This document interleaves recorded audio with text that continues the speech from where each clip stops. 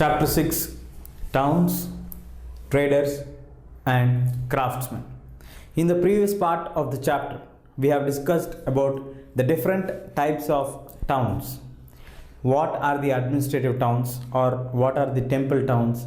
How did they emerge as places where most of the people migrated? These all points we discussed in the previous part of the chapter. Now moving on further, in this chapter, now we will be discussing a network of small towns. Earlier, before the temple towns emerged, before the administrative centers emerged from the small villages or the unknown places to the most famous and populated places. How did these places emerge? We have learned in the previous part of the lesson. Now moving further, how are the small towns in these regions during that period of time? The small towns used to contain during the 18th century many large villages. These small towns emerged from very large villages. Village is normally having a population of nearly 500 people, sometimes less than that. These villages who acquired huge these populations and then turned as large villages, or 2 or 3 villages together emerging as a large villages. Connectivity, once the connectivity expands, then they become large villages. So when the large villages turn into small towns, how are the towns? How did the activities go on there? Who used to live in these towns? How the activity of the towns emerged? And later, how did these small towns emerge as larger towns or cities? That we are going to study now. The point is, they used to have many large villages which got converted into small towns during the 18th century, early period of the 18th century, that is from 1750 to 1800 or 1799. Then Mandapika means a marketplace. They used to organize the marketplaces where every villager or the farmer from the village can come in and sell his product. Whatever he produces, he can bring it here and he can sell it to the consumers on every weekly basis. And they used to also have the weekly markets where the nearby villages people also used to come here and sell their outputs. So that is known as Hatha. So these Hath and the Mandapikas were the important commercial activities of these small towns which emerged newly in the 18th century. Other than this, what about the population composition in these small towns? They used to have lanes for the different artisan groups or the streets where a particular group of people used to stay. Like for example, there are streets for potters. The whole street is a home for many of the potters. The people used to stay in that streets. When I talk about the streets, I mean that on the lane, on either sides of the lanes, we have the houses of people who work as potters. Then the other lanes were given to the oil pressers, followed by the smith and stone masons, etc. So like this, the small towns have the population of all the artisan groups who used to work in that villages or in the nearby villages or in the adjacent temple town regions. So the population of the small towns used to have streets. These streets are allocated or given to the people of one particular group or one particular artisan talented people, like the potters or the oil pressers used to stay in one street. And moving ahead, what about the trade? They used to have the market where the farmers used to come, sell their products, and all the people or all the villagers used to come and purchase the products. But when it comes to the trade, how about the trade? The trade also used to be very active in these small towns. They used to sell the salt, camphor, saffron and horses also, and which can be taken to the nearby towns and can be sold there also. The betel nuts, where these people used to have the large commercial activity happening at these places. So they used to have the markets, weekly markets, regular market, where the farmer can come and sell the product, where the villagers can go and buy their whatever their requirements are. Then we used to have the streets for a particular artisan group, like all the potters, all the smith, all the oil pressers, all these the stone masons and all. Why are we mentioning very particularly about the stone masons? Because during that period, almost all the constructions are done by stones.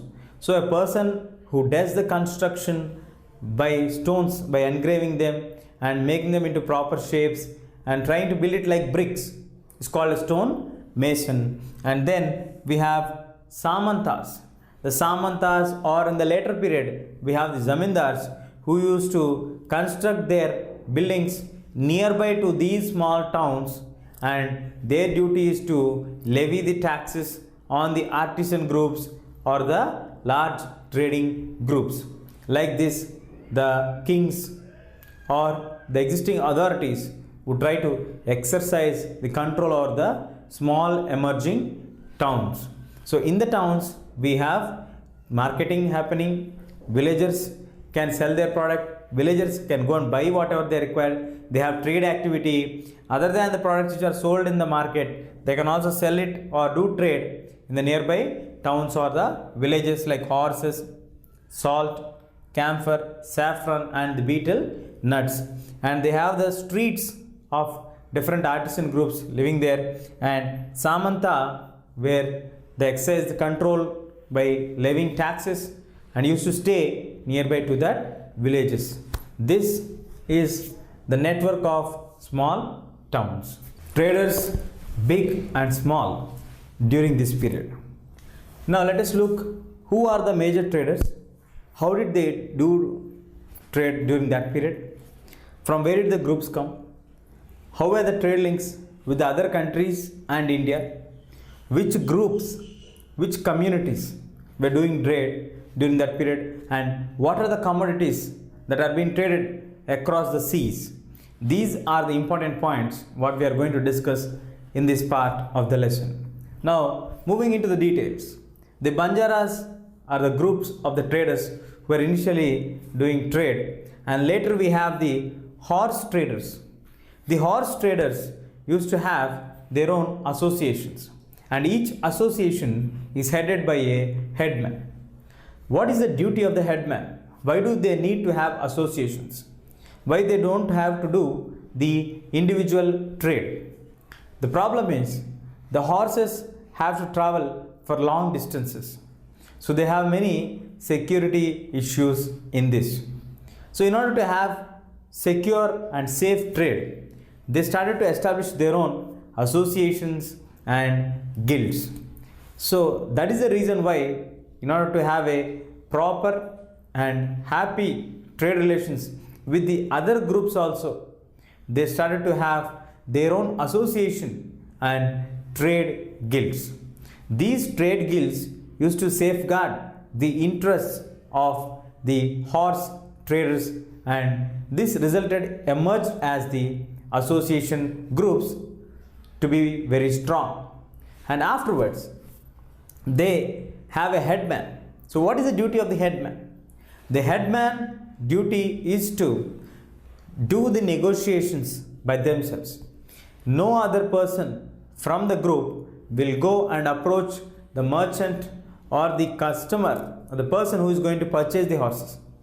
The headman will go, will discuss and finalize the deal, and once the deal is finalized, then as per the instructions given by the headman, the other members of these associations start to sell the horses. So the person who negotiates with the other people is the headman. That's why the person who can negotiate very well will be kept as a headman of the association. And later we have the other problem, as I mentioned, there are security issues for them. That's why they never used to travel alone. They used to travel in groups along with their horses.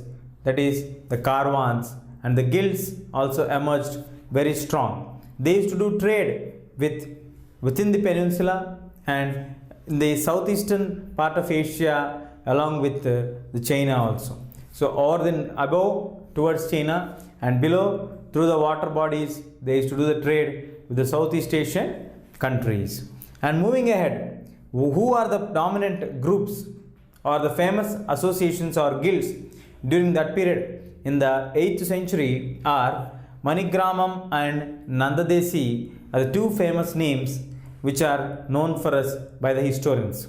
Now, how did the historians come to know about these trade guilds or the merchants? The historians collected the information from the inscriptions. The rich merchants and the trade associations used to give large amount of money as donations to the churches or to the temples or to the holy places. So when the donations are done, they are inscripted, and these inscriptions are the sources of information for the historians as well as for us. And moving on to the further details, which groups from India used to have these trade associations or trading communities from India? Those are the Chettiars, the Marwari Oswals, the Gujarati traders, the Muslim Bohras, the Hindu Baniyas are the famous people who used to trade from India with the other countries through the Red Sea, the Persian Gulf, via the East Africa, Southeast Asia, and also in China. What they used to do trade? They used to carry the gold and ivory. If you like this video, please give a thumbs up. Please subscribe to our channel to get more videos on CBSE syllabus.